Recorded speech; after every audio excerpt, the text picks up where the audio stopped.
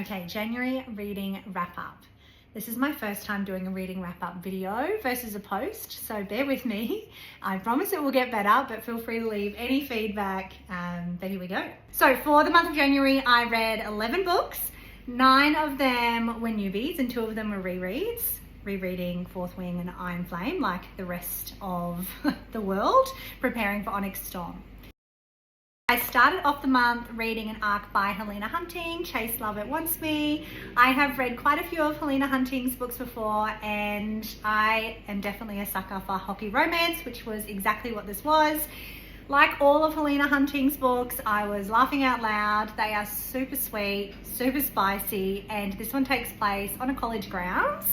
The MMC is, of course, hockey god Chase Lovett, and the FMC is a little bit of a geeky, nerdy type vibe, Lord of the Rings fan, but super cute and loved everything.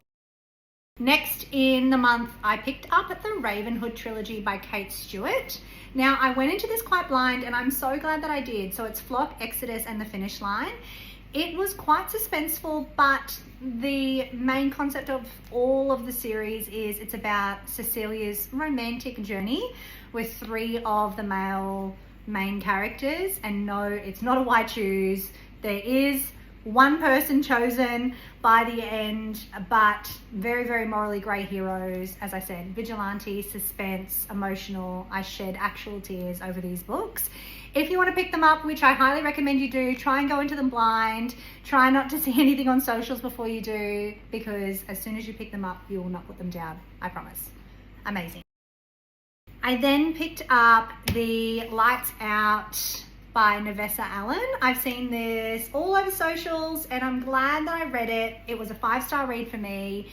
It was one that I devoured within 24 hours, and it's about a trauma nurse, Allie, and she meets a very morally grey main character, Josh. Her needs weren't being met prior. Trust me when I say that post, her needs are absolutely met, and Josh is book boyfriend material for sure. 5-star read, recommend. I was excited to read The Dawn of the Cursed Queen, which was book 3 of Gods and Monsters by Amber V. Nicole. Now, this is a dark romantasy. It's currently a trilogy, but there is a 4th one coming later this year, which I'm counting down to.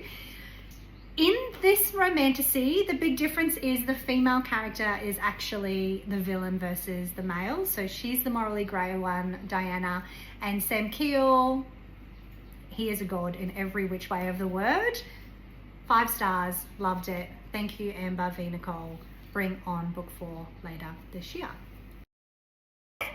Next was reading Claim. Now, Claim is part of Luna Mason's Beneath the Secrets series. I didn't love this one as much as I loved the other books in this series. Chaos was still my favorite at the start of the series.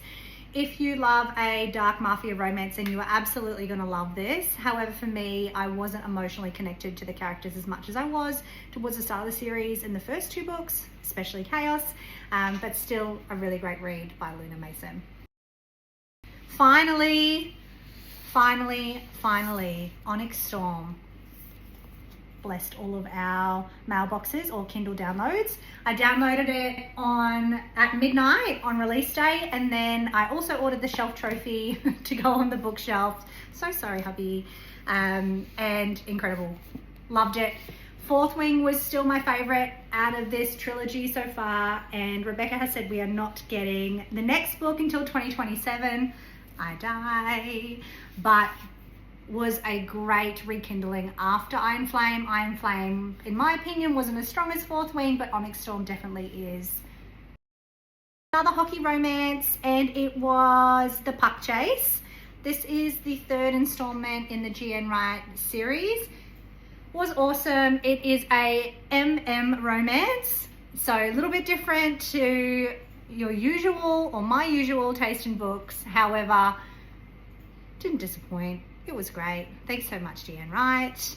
And that is my reading wrap up for January. I will see you next month.